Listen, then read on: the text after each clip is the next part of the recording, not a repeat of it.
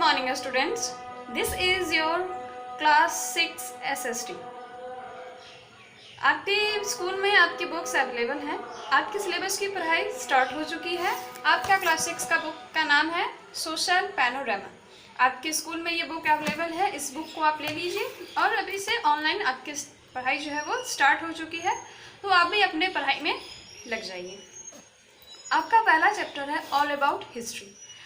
पहली बात आती है हिस्ट्री। हिस्ट्री मीन्स इतिहास, हमारे पुराने ज़माने के सारी बातें। हिस्ट्री को दो भाग में डिवाइड किया गया है, pre history and proto history.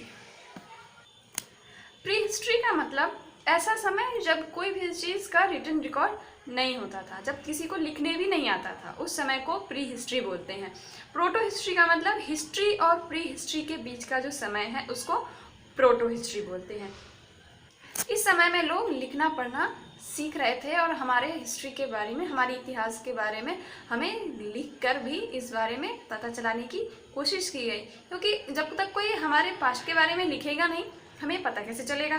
किसी न किसी ने हमारी बुक तो लिखी होगी, जो भी बुक हम पढ़ते हैं वो किसी न किसी ने लिखी होती है। उसी तरह हमारे पास्ट को भी किसी ने लिखा था। तो प्री हिस्ट्री में तो किसी को लिखना पढ़ना आता नहीं था, फिर प्रोटो हिस्ट्री में सभी ने लिखना पढ़ना सीखा। आपका पहला क्वेश्चन है what is history. History is the systematic record of past event. History में हम अपने पास्ट में जो कुछ भी बीता है उसके बारे में एक सही तरीके की जानकारी को हासिल करते हैं। हम अपने हिस्ट्री में सिर्फ ये नहीं पढ़ेंगे कि या हिस्ट्री से हम सिर्फ अपने आज के बारे में, कल के बारे में नहीं जानते, हम हर एक चीज़ के बारे में जानते हैं।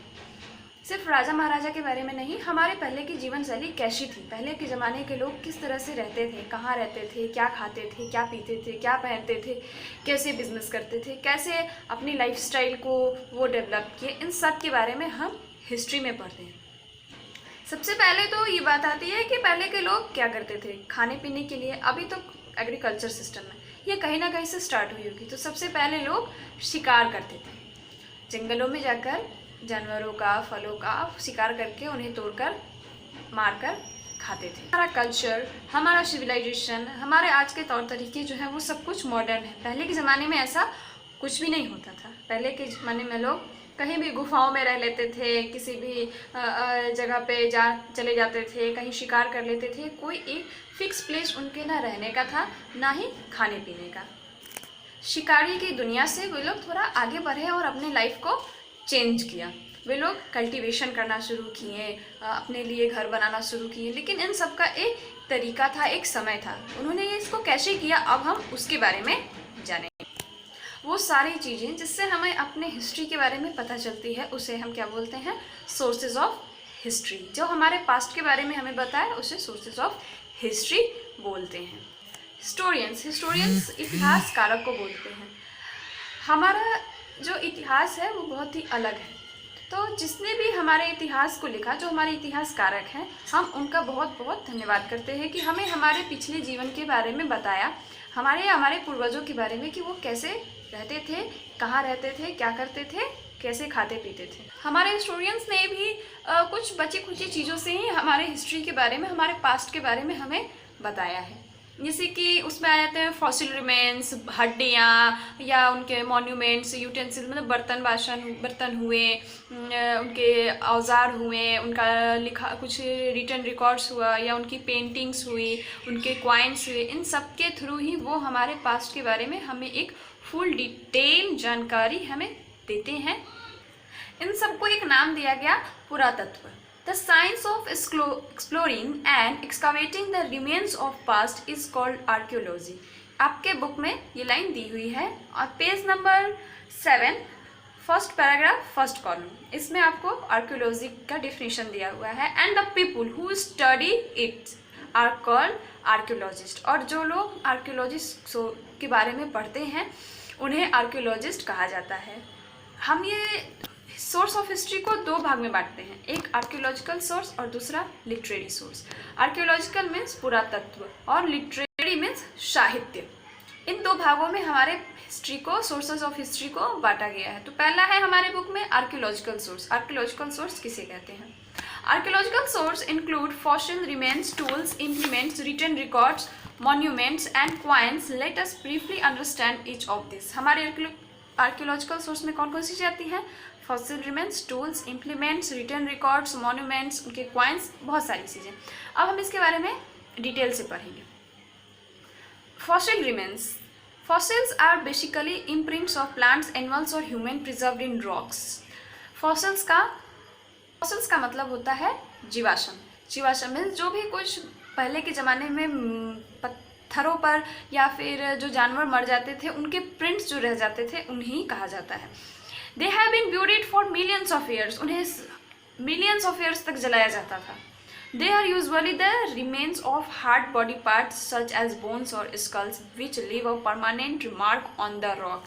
उनकी हड्डियाँ जो कभी किसी की नहीं जलती, किसी की गलती नहीं, उन सब की जो छाप हमारे रॉक्स पे निकल आते थे उन्हें ही फॉसिल रिमेन्स के रूप में हम जानते हैं.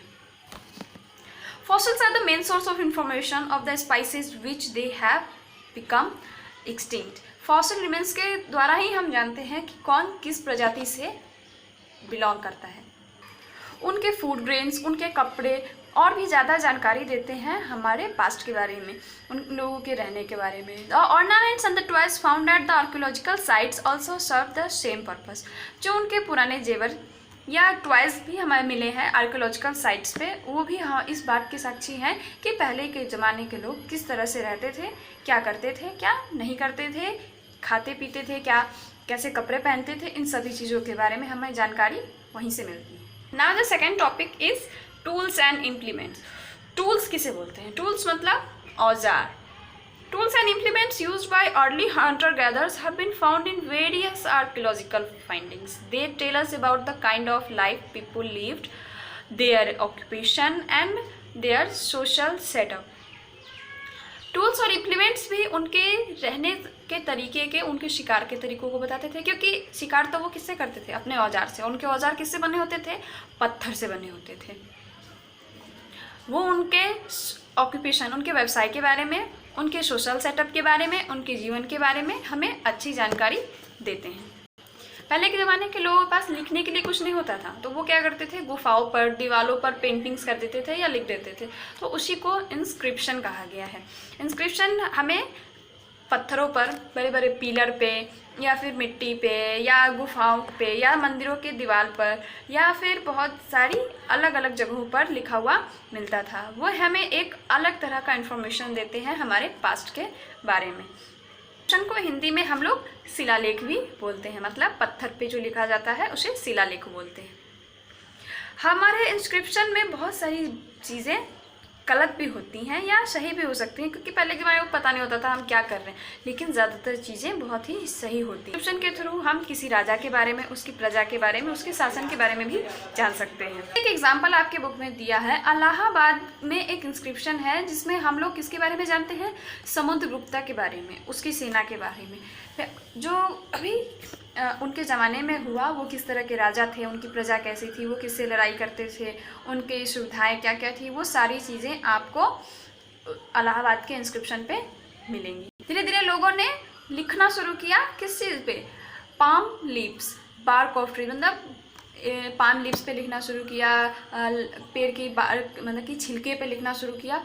इन सबको एक अलग नाम दिया गया, उसे कहा गया मैन्युस्क्रिप्ट, मतलब हस्तलिखित. टॉपिक है आपका coins. Coins, study of coins is called numismatics. Numismatics का हिंदी होता है मुद्रा शास्त्र. मतलब कि जो क्वाइंस के बारे में पढ़े, जो क्वाइंस की भाषा समझ सके, उसे न्यूमिस्मैटिक्स कहा जाता है. Coins help us know the chronicle order of king and their dynasty, including the extent of their empire. Sometimes they also provide information on the personal tastes of king and their religion. हम coins के through भी जान सकते हैं कि हमारे पहले ज़माने के राजा कैसे होते थे.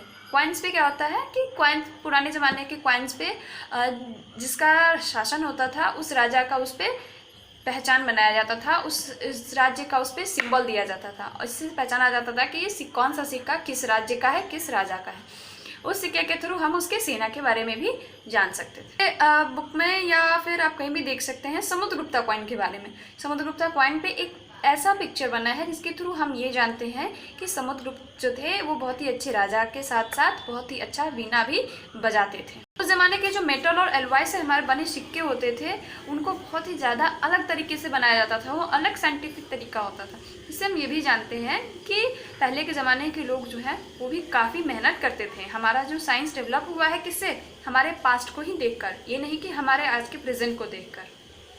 आज के लिए इतना ही। आपका आज का होमवर्क है इस पूरे चैप्टर का वर्ड मीनिंग, जो आपने 13 अप्रैल को अपने होमवर्क में किया था, जिसका वर्ड मीनिंग आपको आंसर के साथ बता दिया गया है। उसे आप अपनी नोटबुक में शेयर करेंगे और उसे याद करेंगे। ये आपका आज का होमवर्क है। Thank you.